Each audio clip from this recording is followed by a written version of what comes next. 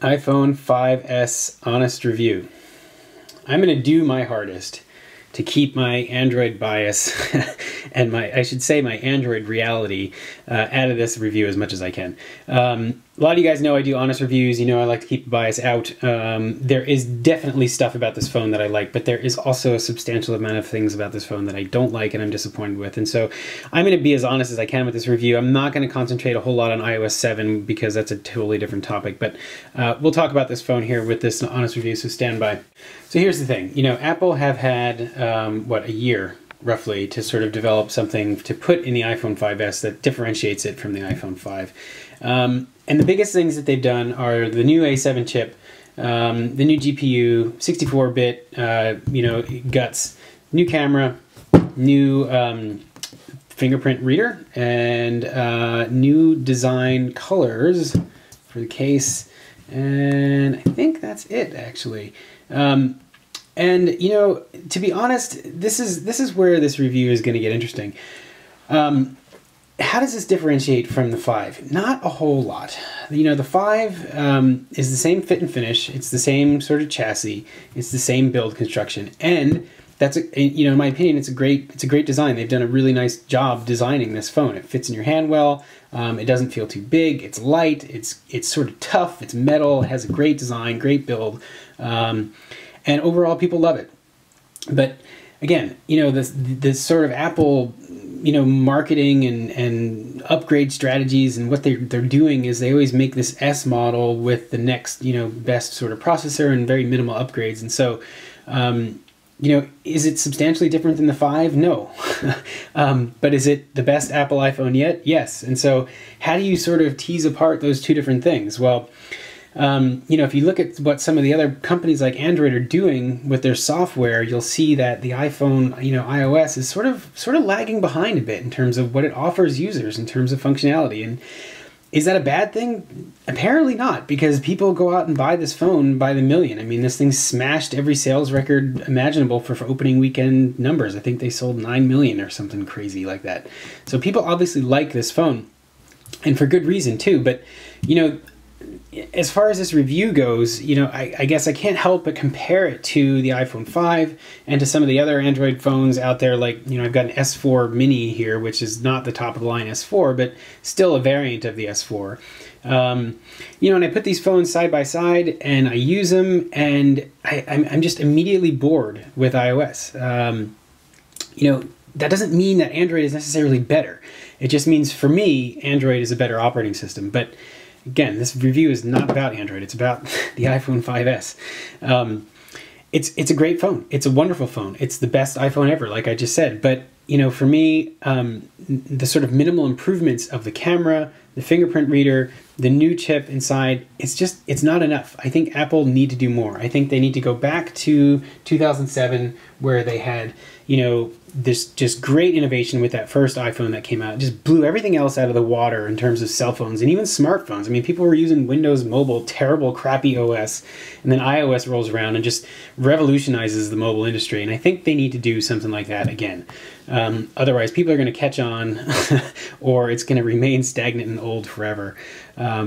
Anyway, I'll break from that little rant and talk more about how these new improvements work and what I think about them. So enough about the bad stuff. Let's get into some of the cool new features of this phone. First of all is this fingerprint scanner, which is one of the, I think, the neatest parts of the phone. It works, and it works really fast, and it's probably 99% effective, maybe a little bit higher, even maybe 99.9% effective. I mean, occasionally, maybe, I don't know, less than 1 in 100 times, it won't pick up my thumb, and I'll have to lift my thumb off and then redo it. So it's fast, it's easy to set up. You can set up multiple fingers in the settings, you know, for both hands, either, you know, and just, it's really quick, and it can unlock your phone as well as authenticate purchases from the App Store. So like if I go to, you know, TV Guide, for some reason I want TV Guide, it'll say install, it'll prompt me for my finger, and I'll put it on there, and then boom, there it goes. So great, actually works really well. Hopefully they can integrate more security features into that fingerprint scanner. And so, things like other passwords within web browsers, or, other components of security keychains, linked to your biometric fingerprint would be really, really neat. So hopefully Apple gets around to doing that. Other thing that they've done with the phone internal is the A7 chip, which, if you looked at the benchmarks, has just completely annihilated everything else on the market today with its speed and raw power.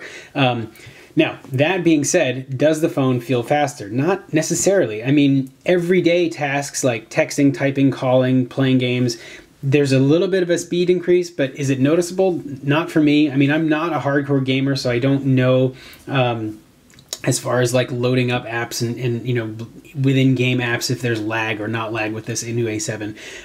But just given the fact that it's a great chip and it's benchmarked really well, I'm just going to go out on a limb and assume that it has been a substantial increase for people.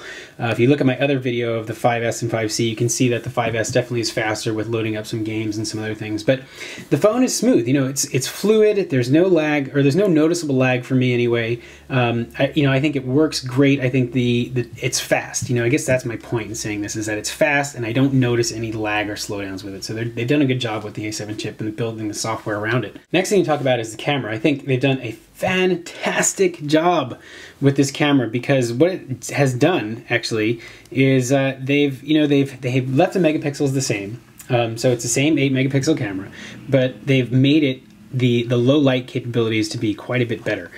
What that means for you is you can take pictures that are sort of better quality, better but better image quality with lower light. And so you can take pictures without flash that actually turn out to be really, really natural looking, and you get more detail and less noise in those images. On that same note, they've added a dual LED flash here too. And if you check out my review of this compared to the regular flash on the iPhone 5C, you'll notice that the color cast is a little bit warmer, and so the photos look a little bit more yellow or warm in color, golden, as opposed to sort of blue and purple with the normal flash. And so Apple sort of is going to market that as a more natural looking, flash-filled photography. But does it work that well? That's for you to decide. I mean, I think it's maybe an improvement. It's more of a lateral move. I don't know if it really makes that much of a difference. Color, I sort of like the space gray. They've replaced the black with gray, I guess you could say. I don't know. I kind of dig the two-tone look. It looks pretty sharp to me. So I'll close out this review by just a couple more comments. I think if you're in the market for a new phone, or if you want to upgrade your phone, or if you're just getting a smartphone for the first time, I think you should really take a long, hard look at what you want in a cell phone. I'm not going to get into all the reasons why you should choose iPhone, or all the reasons why you shouldn't choose iPhone. You can check my other videos if you'd like to see examples of why this phone is better than an Android, or why an Android is better than this one. But for me, Apple's this history of Apple and their very small incremental upgrades is getting a little old now. And some people argue, well, if it's broke, don't fix it. Other people argue, well, that stifles innovation. And I'm sort of in between. I think that this is a great phone. I think that there's nothing about this phone that I don't like, other than necessarily the shortcomings of iOS 7.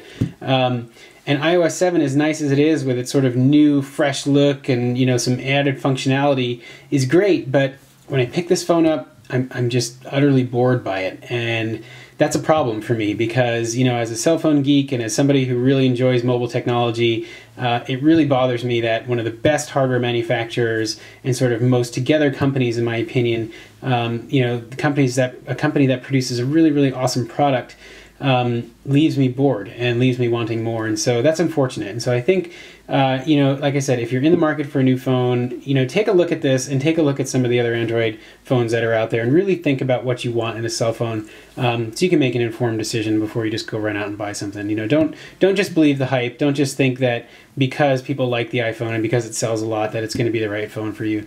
So I hope you guys enjoyed this video. Don't forget to rate, comment, and subscribe. Thanks.